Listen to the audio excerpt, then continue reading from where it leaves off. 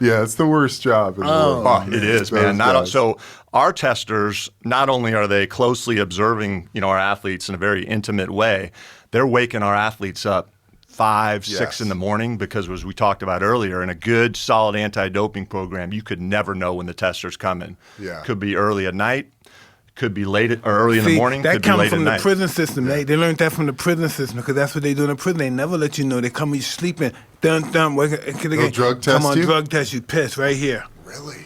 Yeah, right here. Wake up. Get a piss right here. Wow. Could you imagine having to be that guy or girl? I mean, we have some of the toughest individuals on the planet Earth and some of the baddest areas on the planet Earth they live in. Knocking on somebody's door in a bad neighborhood at 5. Nothing. There's not ever any good news when someone's knocking on your door at 5 or 6 in the morning. No, it's not Never. a good thing. And some of them probably knock on the door from on the side and knock on No the door. doubt. In training camp, they'd come pound on your door at about 4:30 in the morning.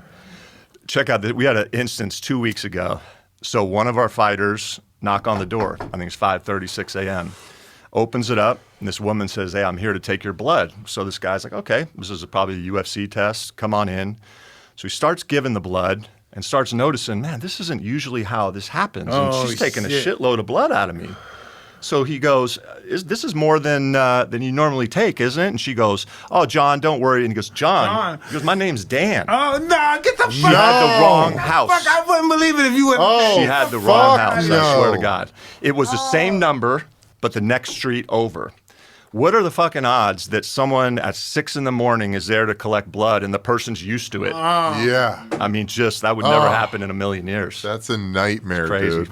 First of all, I'm curious what the UFC's policy is because you said that you watched Henry's episode, Cejudo. I did. Yep. We love Cody Garbrandt here. He's a good what friend. happens to Cody after all that stuff? Now, this guy beats me. He's using shit. Yeah. He beats me. Now we find out he's dirty. What happens to me? How do I get that title? How do I get a fight with him that he's clean? How do he get that belt removed? How do I get my title back because I wasn't beat fairly? Yeah. So, I mean, TJ's belt was removed. He, gave it up even but before. what happens for me? Yeah, I mean, that's a question for Cody. That's a question for Dana. But, I mean, I would assume, based on Does what he happened, become a that he's right back statistic? in the picture again. Yeah, did he become number one contender? Yeah, again, that's in Dana's world, not necessarily mine, but that'd be my guess. Absolutely, right? Yeah. So talk about EPO. Yep. That is similar to blood. That is blood doping. That's like it's a form oxygenating of- the What's blood. that for? You won't catch cramps and shit? No, so you want more red blood cells in your body because that carries more oxygen to your muscles and allows you to work harder and longer and allows you to recover quicker.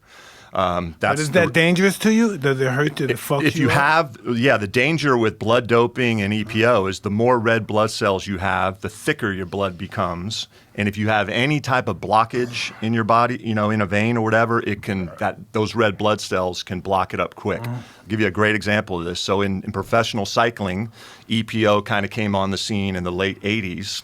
And what these cyclists were realizing was, holy shit, like I'll prick myself with a needle and the blood barely even comes out because it's so thick. So they would set alarms for 3 in the morning, have a tall glass of water next to the bed, wake up, chug the water and get on the floor and do, 30 or 40 push-ups in order to keep their blood circulating for fear of my blood's becoming so thick it's going to clog up.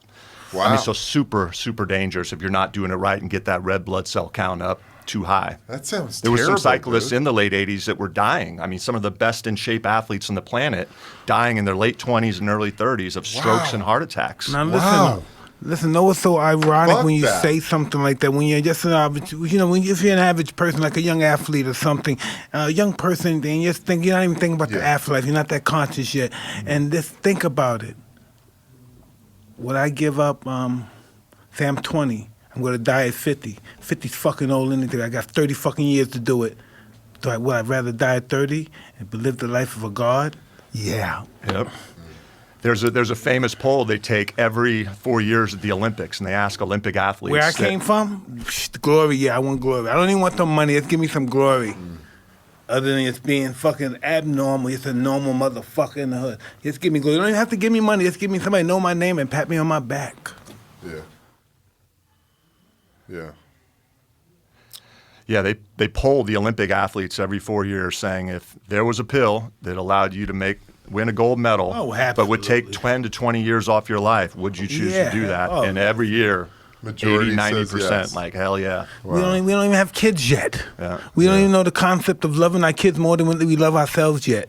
Yeah. When we get that concept, our concept of life change. We want our life. We want to spend time with this child.